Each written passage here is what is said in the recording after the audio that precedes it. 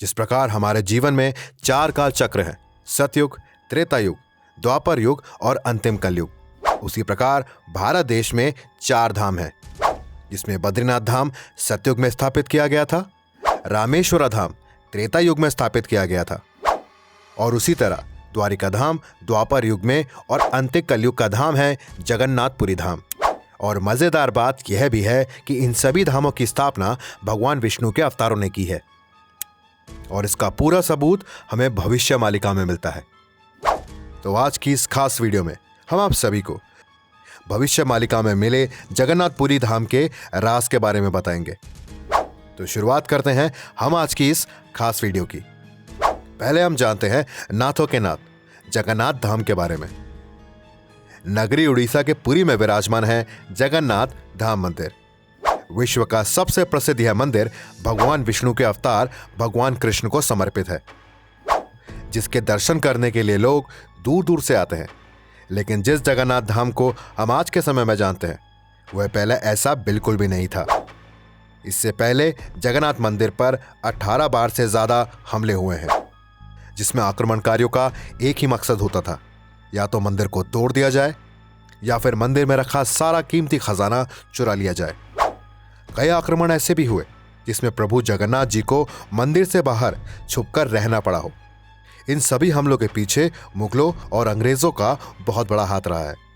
इसी कारण इस मंदिर में गैर हिंदुओं का प्रवेश वर्जित है। और आज हम जय जगन्नाथपुरी धाम के बारे में ही बात करने वाले हैं। मंदिर की छवि के कण कण में बसे प्रभु जगन्नाथ और उनके साथ उनकी बहन सुभद्रा और उनके बड़े भाई बलदाऊ, जो इसी मंदिर के प्रभु जगन्नाथ जी के साथ निवास करते हैं। यह मंदिर पूरी तरह चमत्कारी और रहस्यों से भरा पड़ा है। आइए इस पर थोड़ी बात करते हैं। आप सभी ने हर मंदिर में देवी देवताओं को स्नान कराते हुए तो जरूर देखा होगा, लेकिन इस मंदिर में कुछ अलग है। जब प्रभु जगन्नाथ जी को स्नान कराया जाता है तो वह बीमार पड़ जाते हैं, उनका शरीर गर्म होने लगता है। साथ ही साथ प्रभु जगन्नाथ जी का उपचार दवाइयों के साथ कराया जाता है। हैरान कर देने वाली बात यह है कि हर 12 साल में प्रभु जगन्नाथ जी का पुनर्जन्म भी होता है। जब भगवान कृष्ण ने अपना देह त्याग किया था तब समस्त शरीर का अंतिम संस्कार किया गया, जिसमें उनका पूरा शरीर तो पंच तत्वों में विलीन हो गया, लेकिन उसमें उनका दिल वैसा का वैसा ही रहा।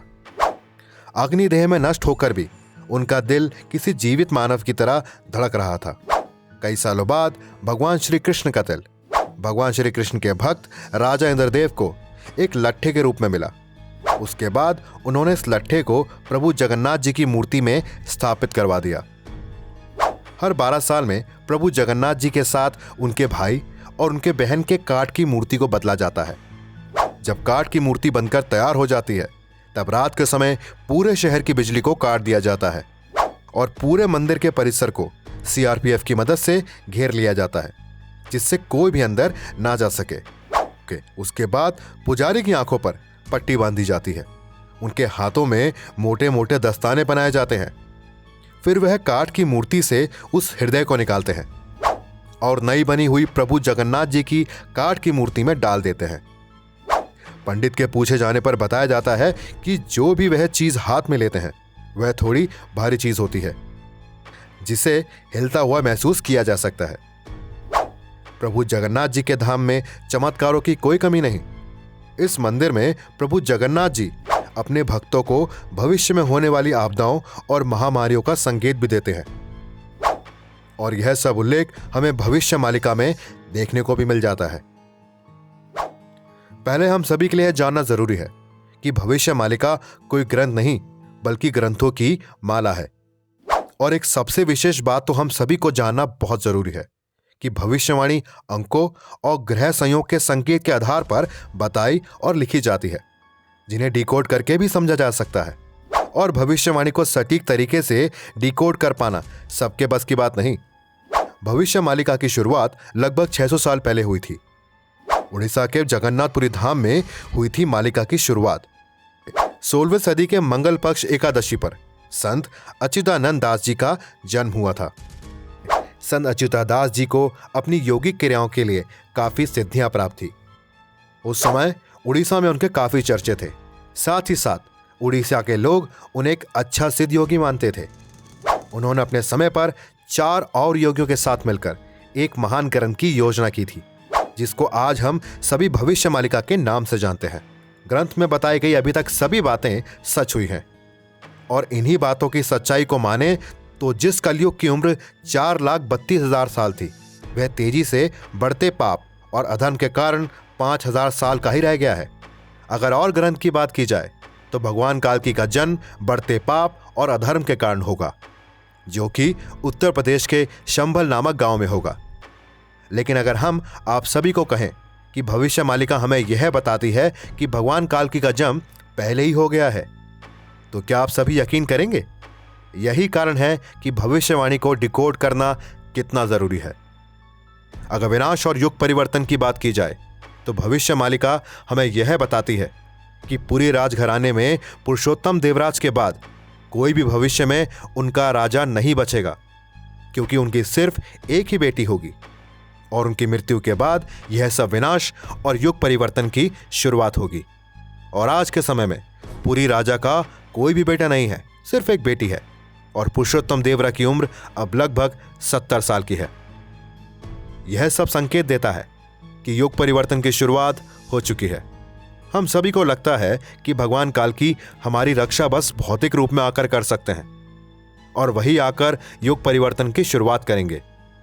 क्या यह सच है कि भगवान का अवतार एक भौतिक रूप है? लेकिन क्या हो अगर प्राकृतिक आपदा और तरह तरह की कोरोना वायरस से भी घातक वायरस ही युग की शुरुआत बने? क्योंकि युग परिवर्तन यही तो है कि जब सबका विनाश होगा तब सतयुग की शुरुआत होगी। यह हम सभी को सोचने पर मजबूर कर देता है। लेकिन हमारे भगवान किस तरह युग परिवर्तन लाएंगे, यह बात कोई नहीं जानता। यह तो बस मात्र एक थ्योरी है, लेकिन विनाश आएगा यह तो तय है। भविष्य मालिका बताती है कि 2020 से ही अंत की शुरुआत हो चुकी है। इसमें कोरोना वायरस से भी खतरनाक वायरस तबाही मचाएंगे, जिनका कोई भी तोड़ नहीं होगा और ना ही कोई इलाज होगा। इस वायरस के चपेट में आए लोगों को मौत ही दिखाई देगी। भविष्य मालिका कहती है जब शनि मीन राशि में प्रवेश करेगा तब दुनिया का अंत शुरू होगा। शास्त्रों के मुताबिक शनि मीन राशि में 29 मार्च 2025 से 23 फरवरी 2028 तक रहेगा। और अगर पुराने रिकॉर्ड देखे जाएं तो जब शनि मीन राशि में आया है तब विनाश देखने को मिला है। उदाहरण के तौर पर विश्व युद्ध, स्पेनिश प्लेज और अन्य तरह के युद्ध, यह सब शनि का मीन राशि में प्रवेश होने से हुआ है। अब तक जितनी भी भविष्य मालिका में घटनाएं बताई गई हैं वह सब सच हुई हैं। इसका सबूत आज हमारे सामने है, चाहे वह यूक्रेन में हमला हो या इजराइल और हमास का युद्ध हो। यह सभी घटना भविष्य मालिका में बताई गई भविष्यवाणियां हैं। अब हम बात करते हैं जगन्नाथपुरी मंदिर के भविष्यवाणी की। देखिए, जगन्नाथपुरी मंदिर अपने आप में एक रहस्यमय स्थान है। जगन्नाथपुरी मंदिर के ऊपर ना तो कोई प्लेन जाता है और ना ही कोई पक्षी मंदिर के ऊपर से जाता है, और मंदिर का झंडा भी हवा में उल्टी दिशा में लहराता है। देखिए, भविष्य मालिका में जगन्नाथपुरी मंदिर को कलयुग के अंत को इस तरह लिखा है कि जब मंदिर की चोटी पर बाज बैठेगा और तेज गति की हवाओं से नील चक्र मुड़ जाएगा और मंदिर के पताका को आग लग जाएगी। मंदिर की छत से पत्थर गिरने लगेंगे, और सबसे हैरान करने वाला यह है कि मंदिर के अंदर खून के धब्बे मिलेंगे। इन सभी घटना होने के बाद महाप्रलय की शुरुआत हो जाएगी। एक सच्चाई यह भी है कि यह घटना 2023 में हो चुकी है। क्या अब हम कह सकते हैं कि महाप्रलय की शुरुआत हो चुकी है? यह सब घटना देखने के बाद हम यह तो पक्के तौर पर कह सकते हैं कि भविष्य मालिका में सच्चाई तो जरूर है। इन सब बारे में आप सभी क्या सोचते हैं? इनका जवाब कमेंट सेक्शन में देना बिल्कुल ना भूलें। साथ ही साथ ऐसी जानकारी को अपने सभी सगे संबंधियों के साथ साझा करना बिल्कुल मिस ना करें। आज की वीडियो में बस इतना ही। हम आशा करते हैं आप सभी को यह वीडियो बेहद पसंद आई होगी। वीडियो को लाइक और चैनल को सब्सक्राइब करना बिल्कुल ना भूलें। हम आपसे मिलते हैं अपनी अगली वीडियो में। तब तक के लिए धन्यवाद।